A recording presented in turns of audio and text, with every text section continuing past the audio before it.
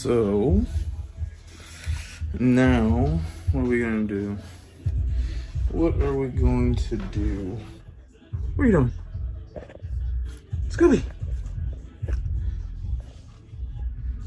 What are you doing? Alright, so we're headed to my mom's house now. Work from home day today. I'm gonna put a TV stand for my mom, make her happy, and hopefully it turns out good. Alright, so we're at my mom's house. Box in question. There it is. Well, we did an online appointment with our vet, and they said that there might be, come here, Scooby, I know, there might be a little debris or something in there, and it's just creating some eye boogers and some redness. I know, baby. Oh, it's okay. We'll fix it, Bubba's. We'll fix it. Okay, anyway, so we're gonna put this together. It's a TV stand. Scooby's gonna help. Isn't that right? Good boy. I'll show you what it looks like once it's done. So, fun fact. This whole thing, yeah, all that, it did not come with instructions. So, I'm gonna scour the internet and try to find some. I don't even think it's a name brand. That's the brand right there. Whoever put this together, please include paper instructions for those of us who like to read. Ma! Yes, what's wrong? I need your help. So Keith, you really don't want to do this. that's Mom. Hello. Don't put me on. Scooby, why are you crying? What do you want? Anyway, this is number 3, right? This does not look like the number 3 that they're showing in the video. I'm going to show you. Okay, so my mom was no help. I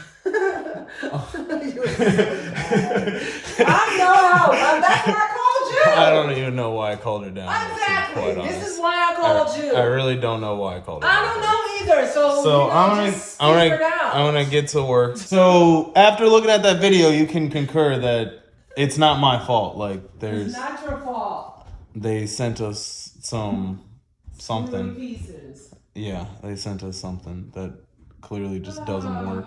Scooby's crying. Are you okay, Bubby? He's good. Okay, so 2 things. One being that we're done finally. That's the first thing. Okay. The second thing. What is this man doing? Scooby. Okay, so the second thing, and I'm gonna call my mom down here to see if she notices. But the second thing is these open the same way. I don't know if they're supposed to. I think they're supposed to open from the inside, like both of them are supposed to open from the inside. Other than that, I think today's video is going to be about digital fashion and what direction it's really going in, what we can look forward to. It's not really NFTs. It's not NFTs at all, actually. It's, well, here, check it out. Anyway, this guy, let's see what he comes up with. Hey everyone, Veryday here, and in this video I want to give you an overview of digital fashion. Firstly, what it is, and then secondly, some of the techniques and tools we can use for how to create it, and end up with something like this guy here. So I'm sure many of you have either seen or heard about digital fashion in recent years, whether it be from the recent hype of the metaverse and the platforms emerging from it, or through the actual fashion world itself, with big name brands having to adapt alternative methods during COVID in order to showcase their latest collections. The chosen medium mainly seeming to come in the form of more game-like experiences, like this one titled Afterworld by Balenciaga.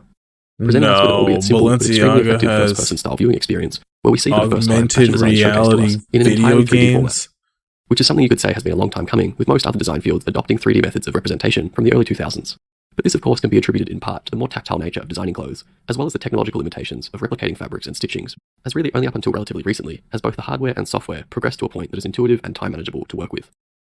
But it can also probably be attributed to a broader realization by these fashion houses that they don't have to operate within the strict confines of physical materials anymore, given the rise of more hybridized methods of self-expression such as AR filters, editing apps, and of course the cash cow of virtual merch and wearables for online games, choosing to tap into a generation that was raised on character customization and virtual alter egos.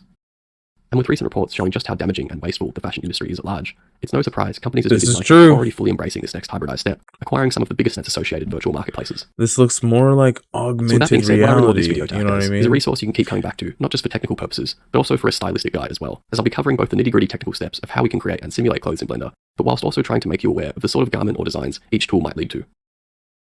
So to start with, there's really only 2 key ways we can go about making digital fashion in 3D. The first would be like what Balenciaga has used here, which is photogrammetry.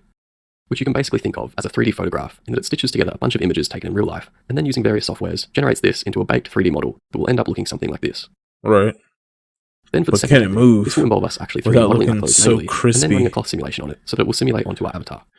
That looks Although this may seem buttery. like a more complex way of doing things, There we anyone go. who's tried the first method will know it is by no means a seamless process, and usually requires a lot of cleanup work for the model and textures after the initial scan. So unless you're intentionally going for a more low-res game-style aesthetic, I would really recommend using this second method, as it has much more advantages and versatility, and will give our clothes much more accurate, lifelike results, especially when we begin adding avatar movement into the mix, like you can see here. Okay, and I think that's far enough down the rabbit hole for today. I'm at work right now, and I'm going to get back to work soon, but I wanted to let you guys know, hey, like, comment, subscribe, and share. I'm just starting out again for 2023, and I really want to go strong on YouTube. You can always look for my other content on really all the other platforms.